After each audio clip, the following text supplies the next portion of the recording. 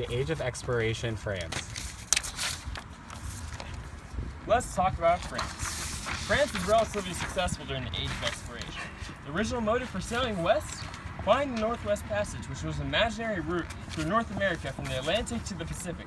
Like other European countries at the time, they needed to find the easiest and quickest path to trade spices with Asia. There were three main explorers that influenced France's part as a colonial power.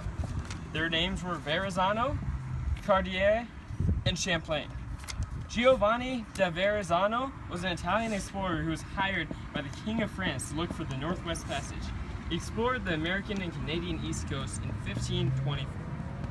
Next is Jacques Cartier, who was a French explorer that led 3 explorations to Canada from 1534 to 1541. He discovered the St. Lawrence River and was responsible for naming Canada.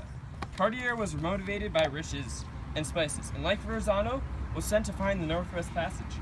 On his third voyage, however, Cartier was tasked with the sole purpose of establishing a colony in Canada. However, he abandoned the colonists before they arrived and returned to France. Because of his failures, not only was Cartier's reputation ruined, but France also stopped showing interest in Canada for about 50 years. Eventually, Samuel de Champlain, who was another French explorer, traveled to northeastern North America and made a detailed account of the places he had visited. He is most known for mapping the Great Lakes and establishing Quebec as a French territory in 1608. He became an important source of valuable goods. By successfully creating a permanent settlement in Canada, he initiated French interest in colonization beyond Europe.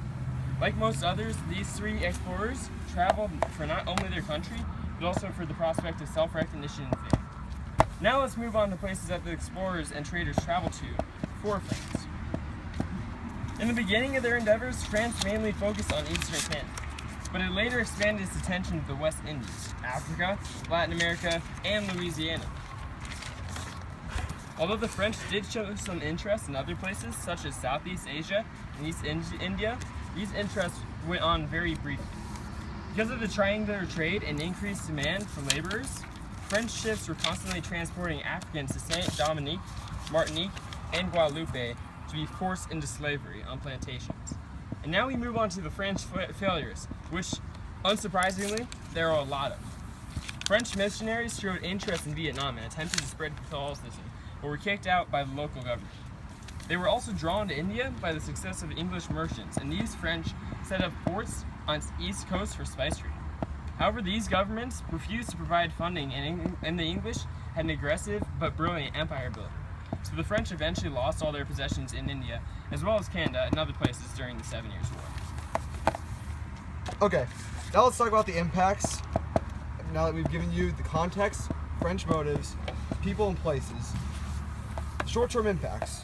The discoveries, especially in Canada, increased the trade of fur, leather, fish, and timber for the French.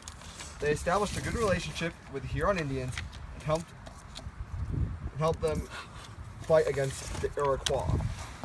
Long-term impacts. The slave trade was economically very beneficial for the French. However, Africans that lived near the coast were negatively affected. Towns that were victims of the slave trade were forced into poverty or depopulation as their youngest and strongest members were taken away. Luckily, the French weren't only completely evil people who just stole Africans and didn't look back. They were also so kind enough to eventually meddle in African affairs by attempting to force several countries to become more French. The Maghreb region of Africa is highly connected to France. France's interest in Africa because of its economic usefulness during the Age of Exploration led to French attempts to colonize it. Moreover, Quebec still speaks French and is heavily influenced by the French culture. As mentioned earlier, France and England had a very intense rivalry that was only exacerbated by their explorations. They only resorted to indirect wars such as state-sponsored piracy in addition to their direct ones, which included the French-Indian War.